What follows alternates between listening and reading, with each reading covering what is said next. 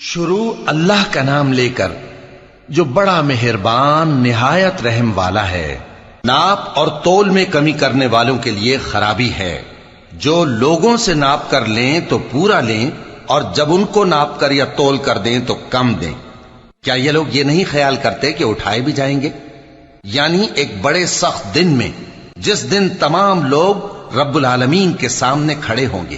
سن رکھو کہ بدکاروں کے اعمال نامے سجین میں ہوں گے، اور تم کیا جانتے ہو کہ سجین کیا چیز ہے؟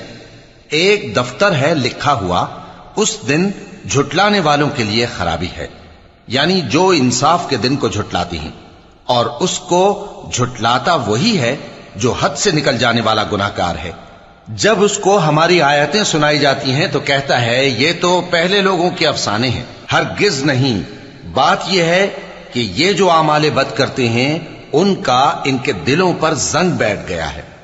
بے شک یہ لوگ اس روز اپنے پروردگار کے دیدار سے اوٹ میں ہوں گے، پھر یہ لوگ یقیناً دوزخ میں جا داخل ہوں گے۔ پھر ان سے کہا جائے گا کہ یہ وہی چیز ہے جس کو تم جھٹلاتے تھے۔ یہ بھی سن رکھو کہ نیکوکاروں کے اعمال نامے علیین میں ہوں گے۔ تم کو کیا معلوم کہ علیین کیا چیز ہے؟ ایک دفتر ہے لکھا ہوا جس کے پاس مقرب فرشتے حاضر ہوتی ہیں۔ بے شک نیک لوگ نعمتوں میں ہوں گے، تختوں پر بیٹھے ہوئے نظارے کریں گے، تم ان کے چہروں ہی سے نعمت کی تازگی معلوم کر لو گے۔ ان کو شراب خالص سر بمہر پلائی جائے گی جس کی مہر مشک کی ہوگی۔ تو نعمتوں کے لیے ریس کرنے والوں کو چاہیے کہ اسی کی ریس کریں، اور اس میں آب تسنیم کی آمیزش ہوگی۔